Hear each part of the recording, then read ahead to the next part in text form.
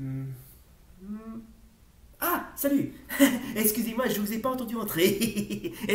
Et oui, faites pas attention, je suis en train de lire un des derniers chefs-d'œuvre de Stephen King, à savoir Billy Summer, un très bon roman de Stephen King, et franchement qui est vraiment assez bien, assez classe, assez potable. Alors je vais quand même vous faire un petit résumé. Donc, l'histoire d'un type bien qui fait un sale boulot. Billy Summer, c'est un tueur à gages, le meilleur de sa profession, mais il accepte de l'idée que les salauds. Aujourd'hui, Billy veut décrocher. Avant cela, seul dans sa chambre, il se prépare pour sa dernière mission. À la fois thriller, récit de guerre, road tribe et déclaration d'amour à l'Amérique des petites villes, Billy Summer est l'un des romans les plus surprenants dans l'œuvre de Stephen King qui a mis tout son génie et son humanité. Voilà. Donc, si vous voulez vous procurer ce livre, n'hésitez pas, comment dire, à vous le procurer. Franchement, je vous le conseille. Alors, puisqu'on parle de Stephen King, je vais quand même vous faire une petite vidéo spéciale confidence. Pourquoi je suis un grand fan de Stephen King. Avec le plus grand plaisir. Faut bien comprendre que Stephen King, franchement, est un des romanciers qui m'a le plus influencé, si je puis dire. Alors, ce n'est pas à cause des films que j'en suis friand des romans de Stephen King. Non, non, non, non, non. Alors, je dois cette adoration à cet auteur, en particulier grâce à ma mère, voilà, qui m'a fait découvrir la littérature fantastique et qui plus est horreur fantastique. Merci à toi, chère maman, de me faire découvrir sur cet écrivain de génie. J'avais envie de m'y intéresser de près. Bon, et maintenant on va passer aux choses sérieuses. On peut dire que Stephen King est vraiment un romancier que j'aime beaucoup et que j'apprécie d'ailleurs. Passant, c'est un des meilleurs après Dan Brown, se dit au passant. D'ailleurs, j'essaierai de voir si je peux, comment dirais-je, vous parler aussi de Dan Brown ainsi que d'autres livres et écrivains très, très célèbres. Mais je vais faire, comment dirais-je, mettre Stephen King en priorité parce que là, franchement, c'est vraiment l'écrivain le plus populaire qui m'a vraiment le plus influencé au monde. Avec ses histoires franchement assez originales et de ses personnages cultes, ça va à l'encontre comment dirais-je, de Pennywise, enfin Gripsou, le clown tueur, Cujo, le Saint-Bernard tueur en particulier et d'autres choses aussi. Hein. Mais franchement, c'est très sincèrement, si vous n'êtes pas fan de Stephen King, vous arrêtez de regarder cette vidéo et vous allez vous procurer ne serait-ce qu'un de ses livres, que ce soit les nouveaux ou les récents. Non, parce que si je vous cite certains, comment dirais-je, auteurs qui ont un très style, très Stephen King, je peux en citer quelques-uns, notamment Clive Barker avec Hellraiser, qui a eu droit à pas mal d'adaptations en film. Ensuite, là, c'est une course d'enfer, ouais, qui est pas mal. Le visage de la peur de Dean R. Koontz. Ensuite, nous avons Dieu ou Diable de Whitley Strieber. Alors, ça se nomme Wolfen Dieu ou Diable. Je ne sais pas ce que c'est, mais ça m'a l'air d'être assez bien. Kawi Jeter, le Ténébreux. Ouais. Ensuite, nous avons Margaret Bingley, Au-delà de la mort d'Alice. Oh, wow, la couverture est badass, sans déconner. Ensuite, nous avons Leigh Nichols, Feu d'ombre. Alors, très sincèrement, je sais pas de quoi ça parle, mais vu la couverture, ça parle certainement d'une créature assez badass. Alors, Dale Pierce, le sang du matador. Bon, je sais pas de quoi ça parle, mais bon, visiblement, ça m'a l'air d'être bien. Greg Alk... Attends, Alkist, l'éveil de la bête. Alors, je ne sais pas exactement de quoi ça parle, mais vu la tronche de la couverture, ça parle certainement d'une créature proche du monstre du Loch Ness. Allez savoir. John Russo, l'appel du sang. Ouais, je crois que si je me souviens bien, ça parle de vampires, il me semble. Ou autre chose.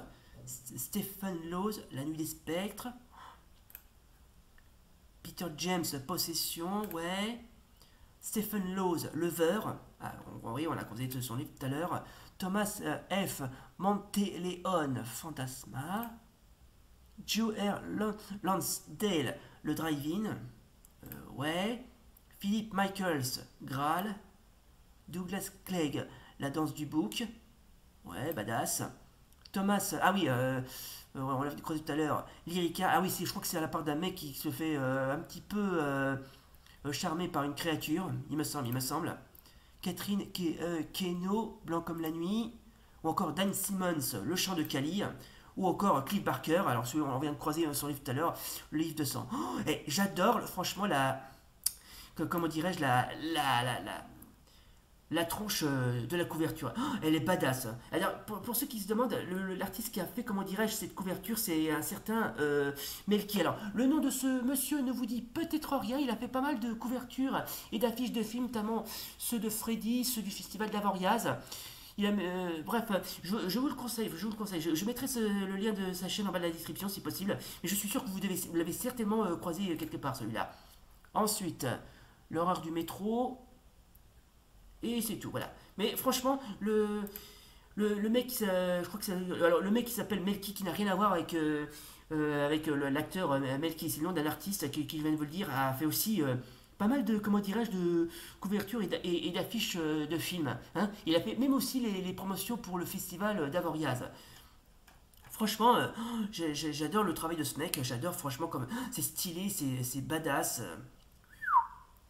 Tout en finesse.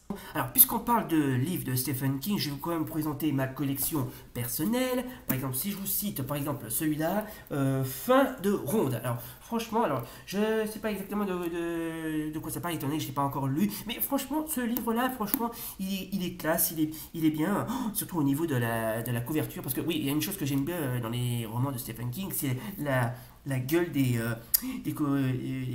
couvertures de livres qui est tellement elles sont badass. On voit quasiment des poissons qui nagent apparemment sur une mare de sang, voilà, bref, de l'eau assez ensanglantée. Mais par contre, ce que j'aime bien, c'est la couverture de derrière. Regardez, il y a une Game Boy ensanglantée. Non mais vous y croyez franchement? Non mais franchement, Stephen King, c'est vraiment le roman qui m'a le plus influencé. Bon, je l'ai déjà dit, mais je le dis encore. Par exemple, je peux vous citer celui-là. Voilà, si ça saigne, voilà, c'est ça. Donc, franchement, celui-là aussi, il est pas mal, je vous le conseille. Ensuite, alors celui-là, franchement, lui, il est bien. Celui-là s'appelle Conte de fées. Alors, je vais quand même vous faire un petit résumé. Alors, Conte de fées, c'est l'histoire magnifique et terrifiante d'un garçon de 17 ans qui hérite de clés ouvrant sur un univers parallèle où le bien affronte le pouvoir écrasant du mal. Une bataille dont l'enjeu est capital pour notre monde. Voilà. En gros, ça parle quasiment, mais de fantastique. Ouais, et pourtant, j'adore franchement cette couverture. C'est franchement, j'aime beaucoup, c'est classe, c'est bien stylé. Bref. Que du Fust. Et enfin, alors celui-là franchement, je vous le conseille. Celui-là, c'est l'histoire d'un. Alors donc, ça s'appelle 22 novembre 1963, où c'est l'histoire d'un mec qui voyage dans le passé pour stopper le fameux assassinat de John Fitzgerald Kennedy. Voilà, ça aussi, il est pas mal. Hein. Mais il y a aussi d'autres, des petits. Par exemple, je peux vous citer celui-là, par exemple, Minuit 2. Voilà, bon, oui, alors il y a. Il n'y a pas la jaquette, mais c'est pas grave. Franchement, celui-là, il est bien aussi. Sinon, je peux vous montrer... tiens, La Tour Sombre. Vous voyez, La Tour Sombre, 7, édition de chez J'ai lu. Voilà. Franchement, lui aussi, il est bien. Et je vais vous présenter des petits... romans de poche, notamment le célèbre Cujo, voilà, Cujo qui a eu une adaptation en film. Alors, puisqu'on parle justement de comment dirais-je, de livres. Alors, comme je viens de vous le dire, le film a eu droit à une adaptation tirée de ce roman, sauf que la fin a été ce qu'on peut appeler modifiée, si je puis dire, parce que à la fin du roman, le garçonnet, le garçon qui était accompagné avec sa mère meurt sous déshydratation, mais dans le film, le garçonnet ne meurt pas. Voilà. Oui, parce que quand on lit un livre de Stephen King et qu'on l'adapte, il y a certaines choses qui ne sont pas très bien respectées. Bon, après à la limite, si les producteurs du film qui ont réalisé Cujo ont modifié la fin et qui n'ont pas respecté la fin, à la limite, c'est pas très grave. Ils ont jugé, mais bon, je suppose que s'ils ont fait ça, c'était pour... ils ont trouvé la fin assez trash, assez dramatique. Mais c'est pas grave. Si on lit, comment dirais-je, ce livre, on a la mauvaise fin, et si on regarde le film tiré du roman, on a ce qu'on peut appeler la bonne fin. Voilà, oui, parce que dans une histoire, on peut avoir une mauvaise fin et une bonne fin. Alors, le livre, c'est la mauvaise fin, et le film, c'est la bonne fin. Voilà. Et évidemment, je peux vous en citer quelques-uns, notamment Danse macabre, ouais. Franchement, j'aime beaucoup la tronche de la couverture du livre. Franchement, elle est badass. Sinon, je peux en citer Carrie, qui a eu droit aussi à une adaptation en film. Ensuite, on a droit. Attendez, je vais vous présenter les deux. Par exemple, les Tommy Knockers. Voilà, les Tommy Knockers qui ont aussi droit aussi à une adaptation, je crois que c'était en téléfilm, je crois. Je sais plus s'il y en a un ou deux, mais bon, ça aussi, c'est badass. Je peux en citer. Ah bah tiens, bah, justement, voilà le troisième. Voilà, donc oui, comme je viens de vous dire, il y en a eu trois. Donc voici donc le troisième. Là, on a le fameux Le Bazar, ou si on appelé Le Bazar de l'épouvante, qui a eu aussi droit à une adaptation en film, qui est plutôt assez bien. Sinon, je peux vous présenter Écriture, mémoire d'un meurtrier, le voilà. Ensuite, nous avons celui-là, c'est Marche ou crève. Bon, sinon, j'ai aussi celui-là, Les yeux du dragon, voilà, qui est assez bien, si je puis dire. Attendez, bien. Et enfin, le dernier que j'ai, celui-là, c'est un petit peu mon préféré, Brume, la faucheuse. Alors, franchement, non seulement le livre est bien, mais en plus j'adore la tronche de la couverture. Franchement, c'est badass. Regardez, je vais vous le montrer. Voilà, un squelette qui tient, comment dirais-je, une lanterne allumée sur un décor bien nuit, quoi. Et tiens, puisqu'on parle de couverture, alors puisqu'on parle de couverture de Stephen King, il y en a certaines qui sont quasiment mais badass à en crever. Par exemple, si je vous cite les trois tomes de ça, qui parlent bien évidemment d'une bande de jeunes qui essaient de tuer une entité maléfique qui prend l'apparence d'un clown démoniaque. Franchement, regardez, moi par contre, j'adore les couvertures de ces, comment dirais-je, de ces bouquins tellement c'est stylé, c'est badass, c'est jazzé, c'est ouais, waouh. Alors je ne sais plus quel est le nom de l'artiste qui a fait, comment dirais-je, les couvertures, mais il a fait un travail remarquable. Franchement, il y a de quoi, mais vraiment, être impressionné. Franchement, ça va, franchement, c'est du grand art, c'est du grand art. Et puisqu'on parle d'autres, comment dirais-je, de couverture de Stephen King avec un décor mais vachement mais badass. Comme c'est pas permis, je peux vous présenter celle du Fléau. Franchement, ça par contre, le Fléau, c'est une de mes histoires préférées qui a eu droit à une adaptation en téléfilm, si je ne dis pas la nannerie. Alors franchement, sans déconner, j'adore cette couverture. Franchement, on dirait vraiment, mais c'est bien fait, c'est bien stylé. Franchement, on dirait presque une couverture d'un groupe de métal. On sent bien l'aspiration de, comment dirais-je, de l'artiste qui s'est lâché. Et on sent bien l'aspect mais très apocalyptique de l'univers, quoi. Alors évidemment, je peux vous présenter d'autres couvertures et qui puissent d'autres livres de Stephen King, qui est aussi connu sous un autre nom, c'est Richard Bachman. Alors, j'ai pas ces livres, mais je peux quand même vous faire des petites présentations. Alors, je peux vous présenter par exemple celui-ci, c'est Running Man, qui a eu droit à une adaptation en film avec Arnold Schwarzenegger, un film assez bien.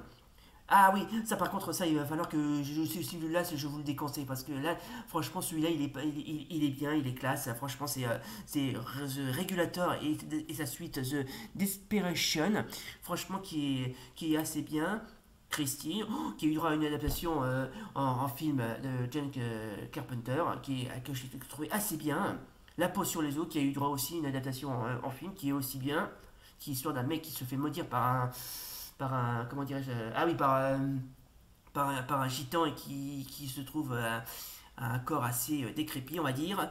Ah oui, attendez, Lone War Man, qui a eu droit à une adaptation en film sous le titre Le Cobaye. La part des ténèbres, qui est bien aussi. Mystery. Alors là, celui-là, franchement, lui aussi, il est bien celui-là. Qui a eu droit aussi à une adaptation en film, se dit en passant. Et évidemment, je peux vous en citer celui-là, notamment Le Cimetière, ou Pets Cemetery, qui a eu droit aussi à une adaptation en film. Franchement, ah oui, celui-là par contre, celui-là, bon, alors celui-là, il est bien celui-là, bon, mais bon, il est assez, comment dirais-je, tragique sur les bords. C'est la part d'un élève d'une école qui prend en otage sa propre classe et qui se termine assez mal. Bref, mais si vous êtes fan de Stephen King, n'hésitez pas, comment dirais-je, à lire ses romans, que ce soit sur son pseudo Richard Bachman ou par son véritable nom. Bref, vous faites comme vous voulez. Voilà les gens, c'était donc notre vidéo spéciale confidence pourquoi je suis un fan de Stephen King. Franchement,